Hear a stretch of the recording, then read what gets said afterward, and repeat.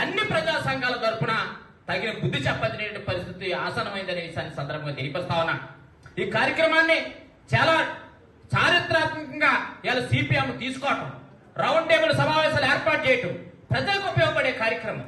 ఇవాళ అన్ని పార్టీలు కూడా ఇవాళ 3 పార్టీలు ఒక పక్కనుంటే ఇవాళ సిపిఎం, సిపిఐ, ప్రజా సంఘాలన్నీ కూడా మననే విజయవాడలో ఒక కార్యక్రమాన్ని ఏర్పాటు చేయడం జరిగింది. ఇంకొక విషయాన్ని సందర్భంగా తెలియపరుస్తా ఉన్నాను. కూటమి ప్రభుత్వం గతంలో ఇంగ్లీష్ విద్య అనేది గత ప్రభుత్వం తీసుకొస్తే పాఠశాలలకి అబ్బే తెలుగు అనేది ప్రధాన ఎజెండాగా ఉండాలి, ఇంగ్లీష్ విద్య తీసుకురావడానికి కుదరదు, తెలుగు సంస్కృతులను ఎస్టాబ్లిష్ చేయాలని చెప్పి ఒక తెలుగు అనే 2 అక్షరాలని అడ్డం పెట్టి దాన్ని అడ్డుకోవడం కోసం చేసినటువంటి ఈ యొక్క చంద్రబాబు నాయుడు కానీ లేకపోతే చంద్రబాబు నాయుడు సంబంధించినటువంటి కూటమి ప్రభుత్వం కానీ పేదలు అభివృద్ధి చెందాలనే ఆలోచన లేదా అని ఈ సందర్భంగా అడుగుతా ఉన్నా.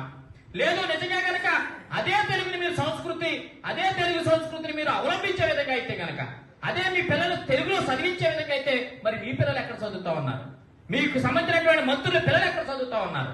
లేదు మీ పిల్లలకు సంబంధించినటువంటి విద్య ఎక్కడ జరుగుతా ఉంది? అది మీరు కనుక పేదలకి ఏదైతే ప్రైవేట్ తెలుగు చదివించినట్లయితే, తెలుగు మీడియంలో చదివించినట్లయితే కనుక ప్రజలందరూ కూడా హర్షిస్తారనే విషయాన్ని సందర్భంగా తెలియపరుస్తూ, మీరు తీసుకున్నటువంటి 23వ తారీఖు కార్యక్రమానికి ఆంధ్రప్రదేశ్ సంచార జాతర సంఘం తరపున